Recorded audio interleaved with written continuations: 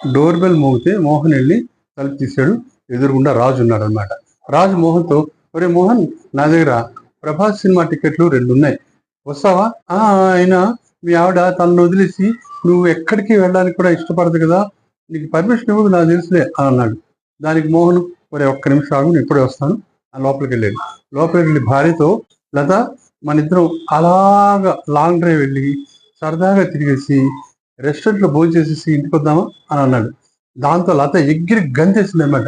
అమ్మా, మీకు భలే మంచి బుద్ధి పుట్టిందే, ఉండండి ఒక 10 నిమిషాలు తయారై వచ్చేస్తాను అంటూ లోపలికి పరిగెత్తింది అనమాట. అప్పుడు మోహన్ బయటకు వచ్చి రాజుతో, పదో సినిమాకి వెళ్దాం అని అన్నాడు. ఇద్దరు సినిమా చూశారు. సినిమా చూసిన తర్వాత మోహన్ ఇంటికి వచ్చేసాడు. వచ్చేసి బెడ్రూమ్లోకి వెళ్ళాడు. ఏంటి లత, ఇంకా రెడీ కాలేదా? లత చాలా చిరాకు పడిపోయి, అబ్బా ఉండండి, నన్ను ఊరికే కంగారు పెట్టద్దు, ఒక్క 5 నిమిషాలు తయారు వస్తాను, మీరు వెళ్ళి హాల్లో కూర్చోండి అని అందనమాట.